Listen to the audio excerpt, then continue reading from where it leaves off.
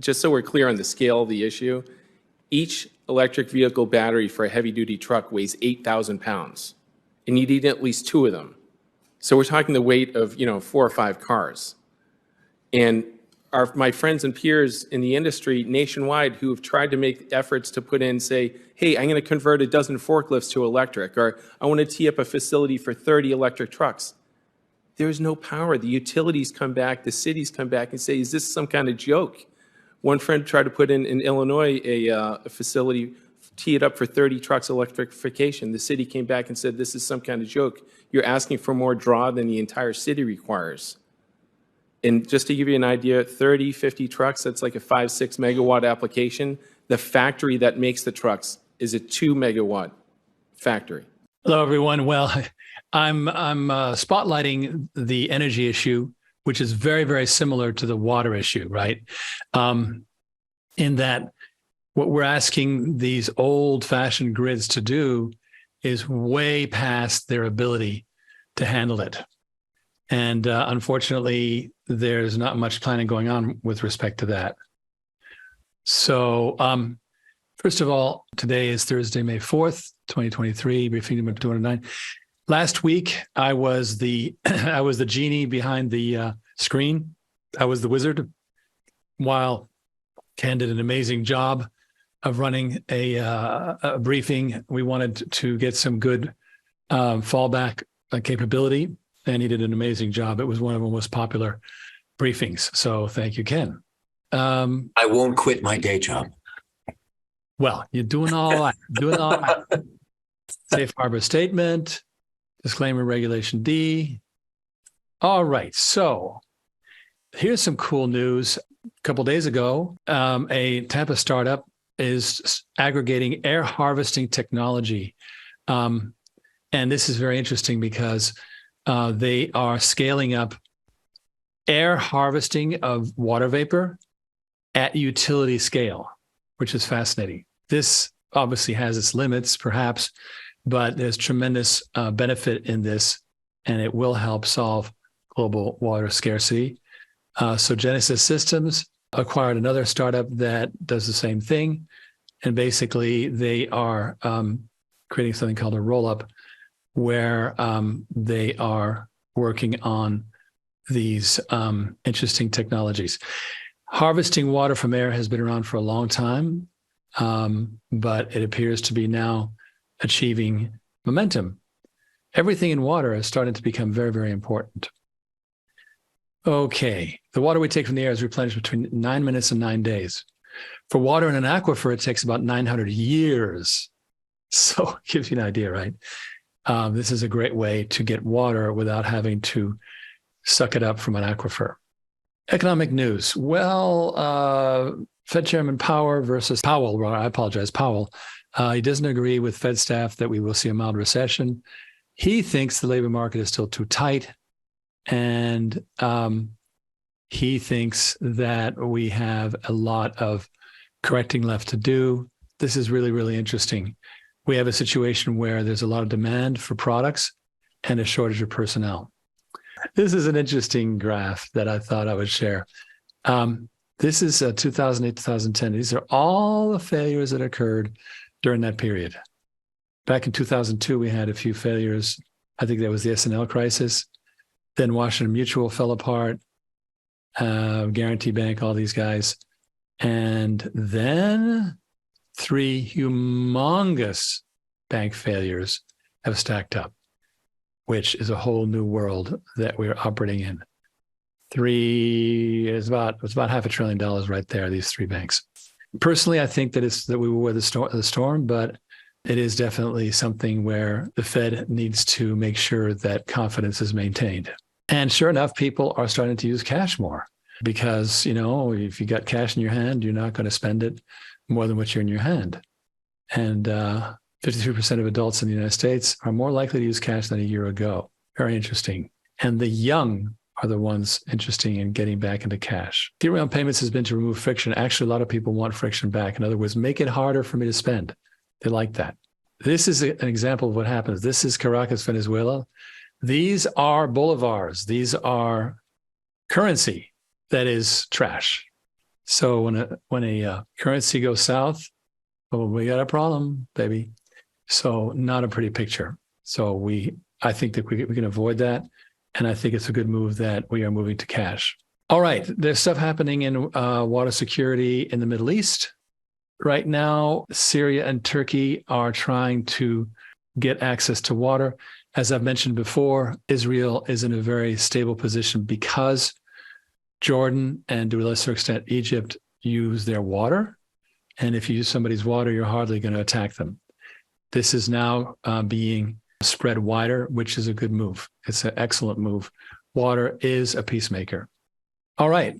With that, I'm going to launch this really cool video that Stephen, my brother, put together.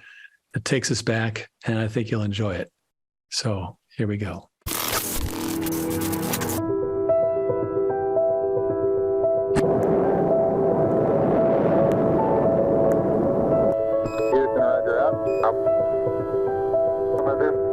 With all the resources we have, we can put a guy on the moon, but our water is horrible. The state of the cleanliness and the scarcity is scary. After all, we can't live without it. That's part of what we're embarking upon, and that's what Origin Clear is doing in terms of both saving and sanitizing water, and on a much bigger scale. Origin Clear has great bones. We looked into their plans, we looked into their current activity, their current fundamentals, in the sense that they have not only earning capacity, but they are earning, and that earning is growing. While there was a lot of hope and a lot of intention, there was also a lot of activity backing it up. We have that marriage of motivation and mechanics. We were looking for who are the other players. It can't be just all rigs. And it wasn't. They have some fabulous people. And these people are believers. And, you know, if you're an entrepreneur, if you're an investor, you know that there better be a whole bunch of believers, because there's obstacles, there's challenges. And only with what we call FCB, only with the faith, confidence, and belief do you get to ride over all of those barriers or challenges. I must say something also about Origin Clear, incredibly innovative. Riggs Eckelberry, the CEO, is not only innovative and very disciplined, but ethical. You know, it's one thing to be innovative and say, well, we can cut a corner here, we can cut a corner there. And no, when you have this marriage of integrity and innovation, now you got something, and that's why we've done the licensing. We know that the state of water is not great. We know that more people die from water than war. Billions of people don't have access to safe water. Many illnesses come from bad water.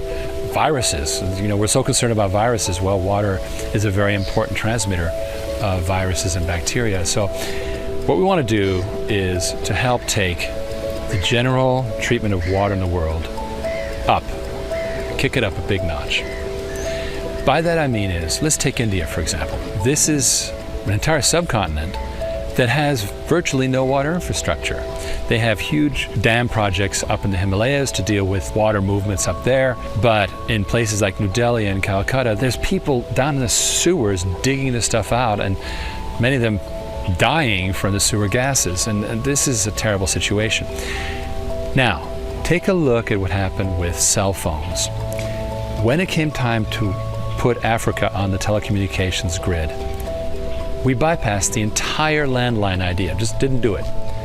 Didn't have to do that infrastructure, we went straight to cell phones. Cell phone towers, the phones are intelligent, you're done. A similar thing is happening in water. The decentralization of water treatment means that we no longer need to establish giant water treatment plants at the level of the city, because there's treatment happening at the point of use. We have a partner in Mexico who makes a business of carting away the sewage from different companies to a central plant. So there's no sewage pipes.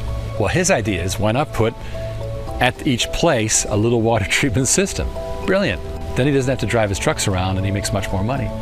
So these are concepts that are blossoming all over the world, and they're being enabled by the idea that do-it-yourself water treatment.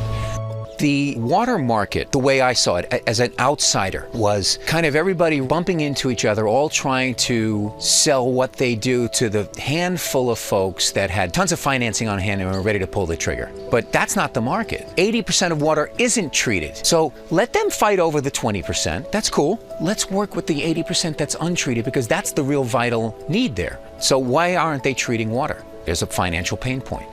What if you remove the financial pain point? COVID took some of the smartest entrepreneurs in the country and physically forced them out of business. Now, these guys are not out of business because they don't know how to run a business. They don't know how to do service. The government said, you can't operate. Well, they didn't stop being smart. They maybe had to have closed their restaurant or their coffee shop or their laundromat, but they still have what it takes to run a successful business.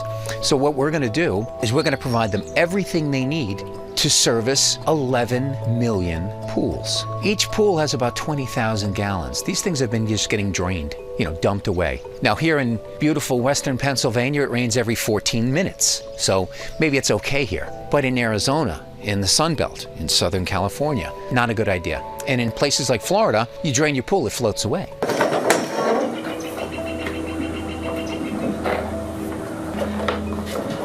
The financial need for this is the reason they do it, but the pleasant consequence is it has a tremendous environmental impact. The environmental fact of saving and reducing or recycling all that water, it's a huge impact for the environment, especially here in the desert where there's always a constant drought. 100 of these pool preservers will be able to prevent the dumping of, or in fact save, 100 million liters a month.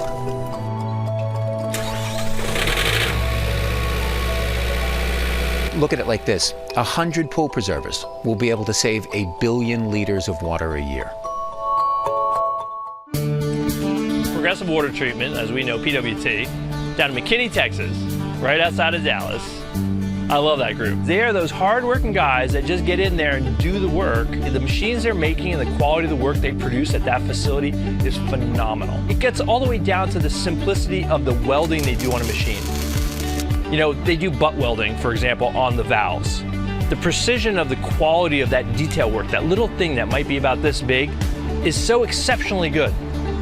It just is the earmark of how detail-oriented they are on something that simplistic.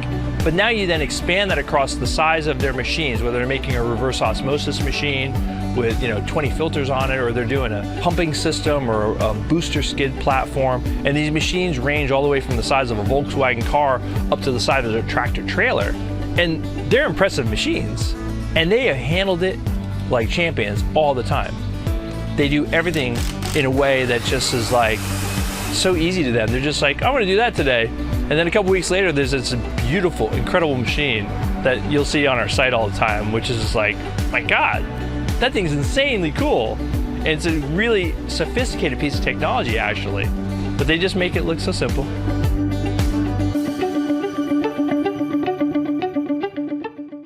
My name is Mark Stevens, and I'm the president here at Progressive Water Treatment. My dad started in water treatment back in the 70s, started his own business in the early 80s, and he invited me to come work with him, and I've been in it ever since. What I learned from him was to treat employees the right way, treat suppliers and customers the right way, and you will have a successful business. That's probably how we have now 20 years of existence behind us. The world has more contaminated water now than we've ever had before. Luckily, we have equipment that can deal with and clean up and purify water almost unlimited. Really, whatever contaminant there might be in water, we have a piece of equipment that can clean up and deal with that water. Between Origin Clear, and Modular Water, and Progressive Water, we have a technology that can deal with the majority of the contaminants that enters into our water system. The modular water system, designed by Dan, utilizing plastic pipe and plastic panel material, is revolutionary.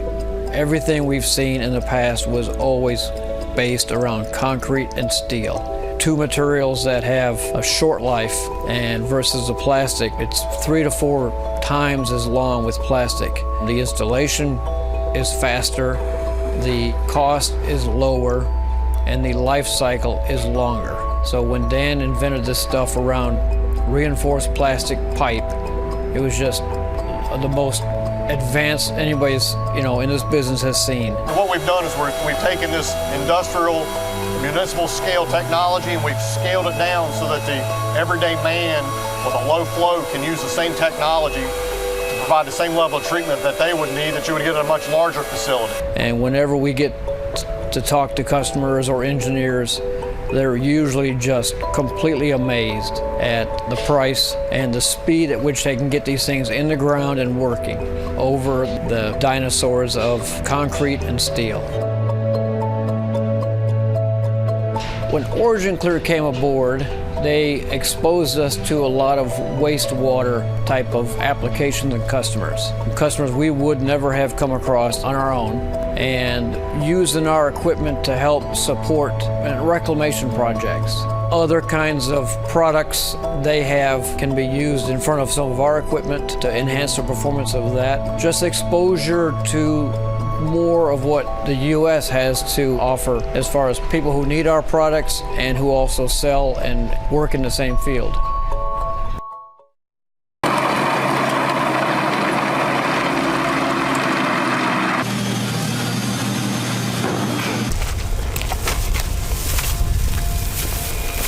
We are completing the final factory testing and commissioning of the wastewater treatment plant. It's scheduled to ship out for our first customer with Modular Water Systems. This is customer number 1.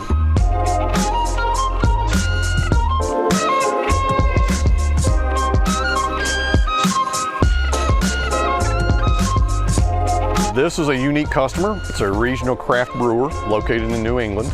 This particular system is rated for 1,000 gallons per day, but that capability allows us to also scale from 1,000 gallons per day to 2,500 gallons per day to 5,000 gallons per day to 25,000 gallons per day. So it is a scalable design. We've been doing business with Dan, working with him on projects for probably 10 years or better. He comes up with a design and we help him in the manufacturing process. This control panel right now is being tested by our sister company located in Dallas, Texas. Through an internet connection, they're actually accessing the control panel, working collaboratively with me and Plastic Fabricating to test the controls, that everything is operating and functioning correctly.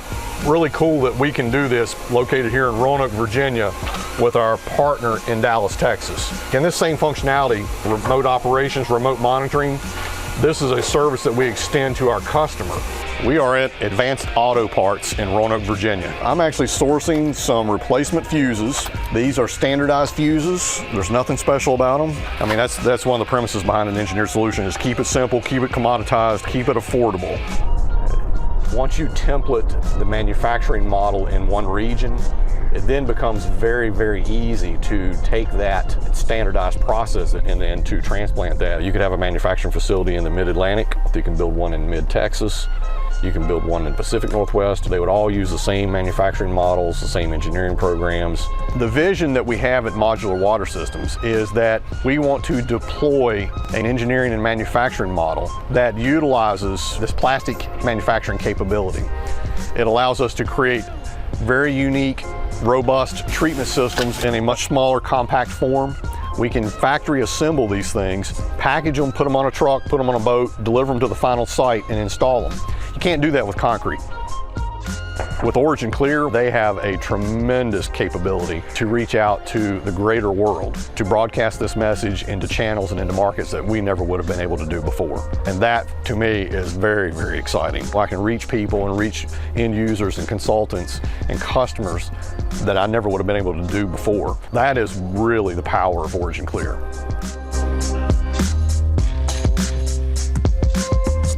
The existing model that has dominated the marketplace for decentralized technologies is all custom. It's all one-off, it's all snowflake, everyone's different. When I first got into the industry 25 years ago, if you were to buy a decentralized packaged wastewater treatment facility for a single-family home or for a commercial development or for a multifamily residential development, it would be this hodgepodge of parts and pieces, and it's up to the consulting engineer working for the client to piece this puzzle together. And so the thing that I am doing, the vision I've got, is to standardize these products. Standardize the permitting, standardize the engineering, standardize the manufacturing, And what that does, it makes it super easy for those consulting engineers and specifying engineers that work with us on a daily basis. It makes it super easy for them to specify our technologies. And that is a very unique differentiator for us compared to the other competing companies that are in the marketplace. Even the early stage developers of new technologies, new decentralized technologies 20 and 25 years ago, they were still there was this custom element, this custom design and custom manufacturing element that went with it. It's clunky, it's inefficient, it's expensive, it takes a much longer time period to implement those technologies. By approaching a very standardized solution, by leveraging these emerging technologies, all of that really speeds up the way you can build and implement and commission and operate these things. So the analogy of a custom car manufacturer versus a very standardized assembly line car manufacturing model, that is a true, that analogy does apply. It does. The vision that we have and the model and the business model that we're pursuing, it's different. It is different from what you see of the mainstream conventional existing equipment suppliers and technology providers and the people that we compete with on a day-to-day basis. They're very entrenched, very conventional business models, not really conducive to innovation and evolution. We're radically different in that we are really focused on innovation. The consulting world, the engineering world that I work with and engage with on a weekly basis, when they learn about what we are doing, the technology solutions that we're developing, they're like, wow, I haven't seen anything like this in 20 or 25 years. This is really exciting. Glad to see that people are out there trying to change things and trying to shift the paradigm. I can use a paradigm shift. That's a word I commonly hear. I think the next 2 or 3 years, we will see just profound changes in the company. Where the company is today, it will not look like this 12 and 18 months and 24 months from now. It will be a radically different model. Top line revenue is going to increase. Productization continues to grow. The focus that we have on those things are really going to change the way the company functions and the way it's perceived in the marketplace, especially as we are getting more market exposure. We will become a household name. That's the best way of describing it. It will be a brand. We'll be a recognizable brand in the water industry.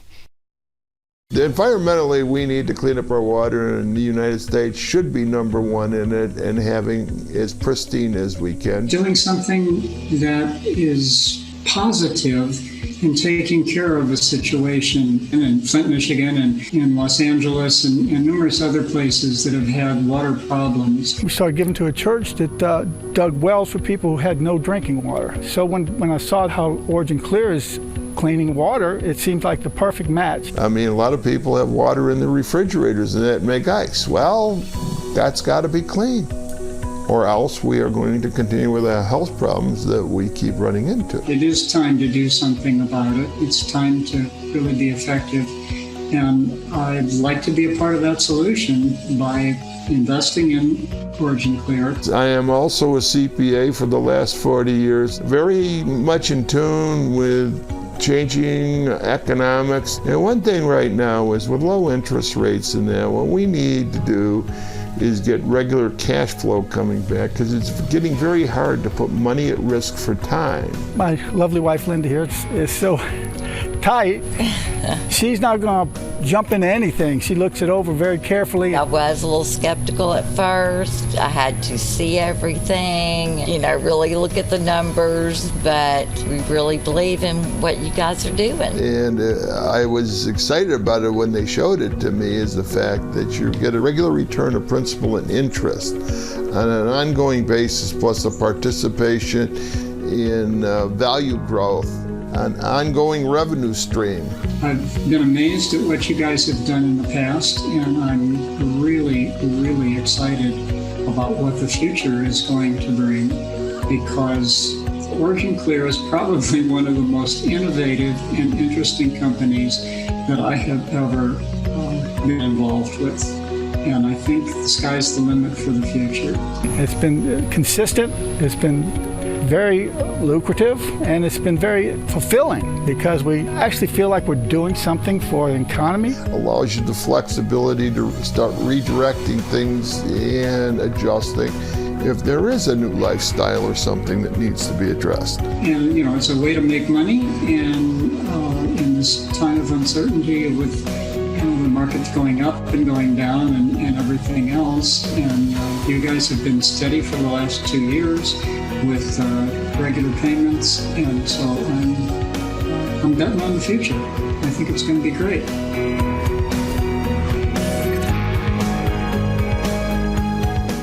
How cool is that? That was a nice retrospective because we forget how far we've gotten in the last 5 years. I'm not sure that Estrella's with us. You're stuck with me. Estrella will forgive me.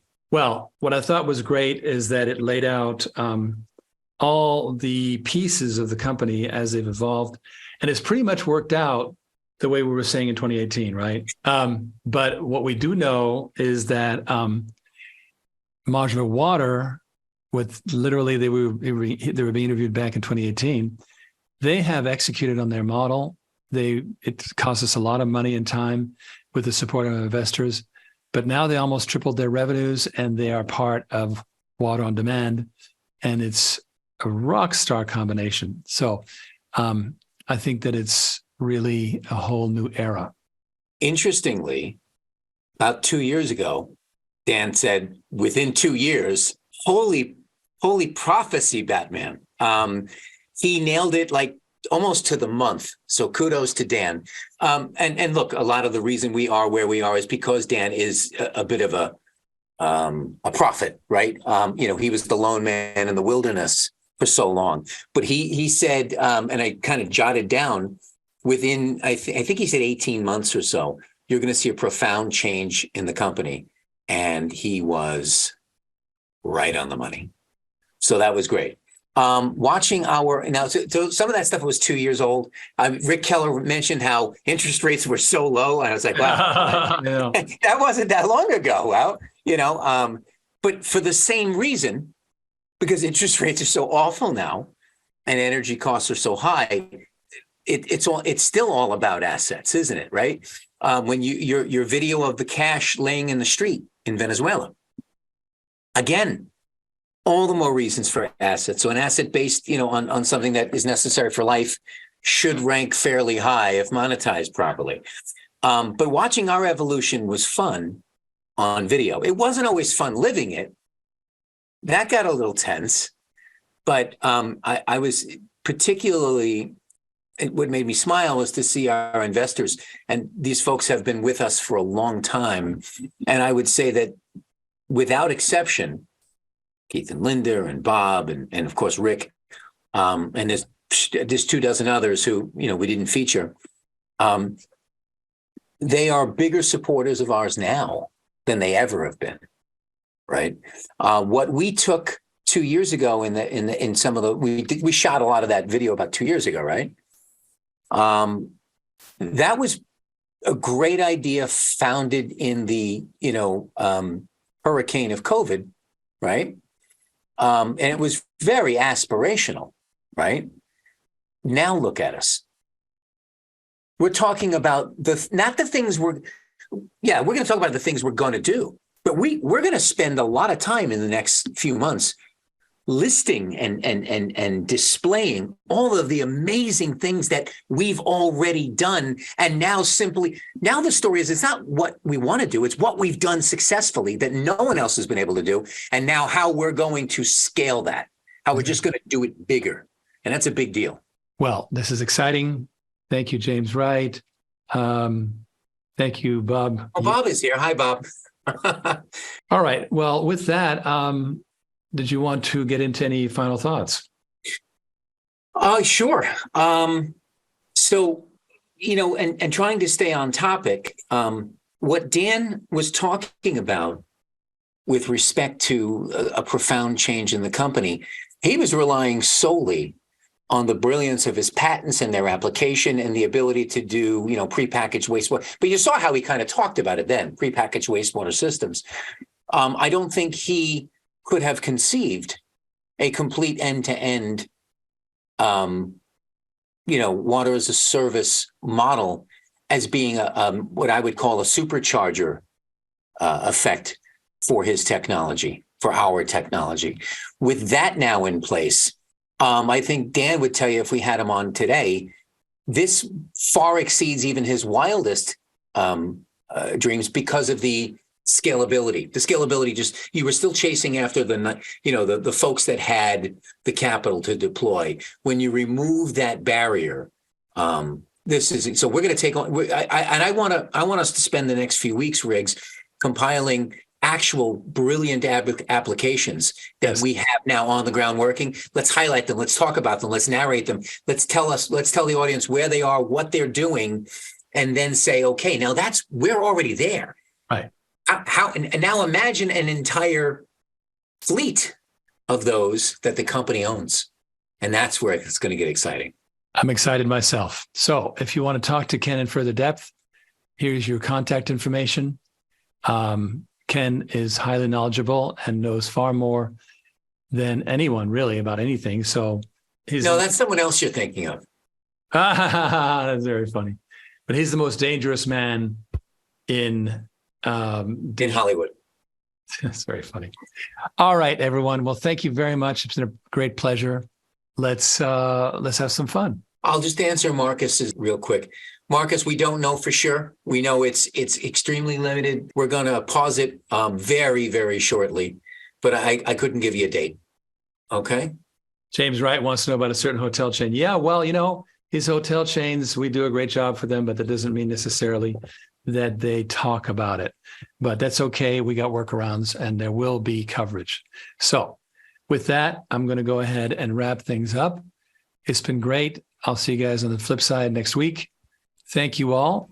See you later. Have a great evening. Good night.